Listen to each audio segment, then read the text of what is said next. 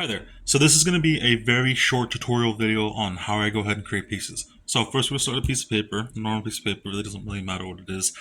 I normally use printer paper, and this is just off of the notebook I have. So anyway, piece of paper.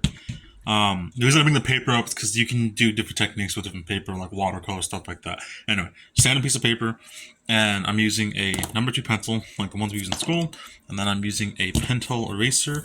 I have recently switched these high polymer erasers only because they erase deeper pencil lines faster. And then, I create the initial sketch.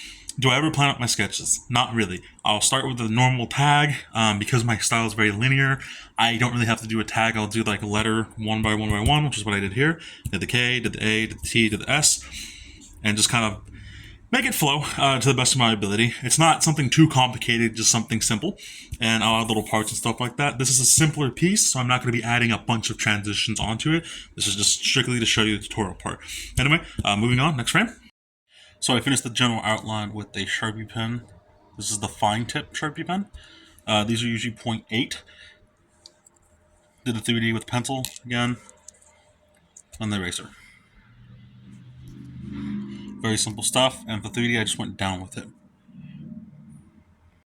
Alright, so this is more or less the finished piece, so let me just kind of explain what I went through here. I know this is a lot to take in for a next frame, but let me just kind of go and explain what I did. So I did the outer first with a purple Bic marker, just a lighter purple. And then I did some accents with a liner, just a purple liner and a 0.05 jelly pen. The thinner, the better for these in my opinion. You can get a 0.08 for the jelly Euro pens, but I prefer the 0.5. It's just nicer to use. Then I went in with yellow, just gold Prisma. I would use Sharpie, but it just comes out a little lighter for the yellow. So this one works fine. And then if you want to be specific, it's a PM19. It's not going to focus.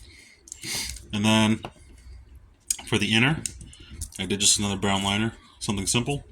With all these little patterns, stuff like that. Afterward, I did the background, just very short background, with this big darker blue. And then I used this blue liner to kind of clean up the edges on things. And I went back in with the jelly roll for the outline on this piece. This was just a very simple piece to show what I do to create a piece, or what I generally use, or the process of it. Some of them don't really get much more complex than this. Obviously, if we're talking about letter transitions and stuff like that, those can be topics for a whole time. How to initially, color in your graffiti, stuff like that. Anyway, hope this helps a little. I know I can go into more depth and everything like that. This was just more of a short video to show you my process. This was just something simple on a small piece of paper. That's what small piece of paper was. My hand is so much bigger than that little piece of paper, but hope you guys enjoyed this video. Please like and subscribe. And you guys have an absolutely fantastic night. Take it easy.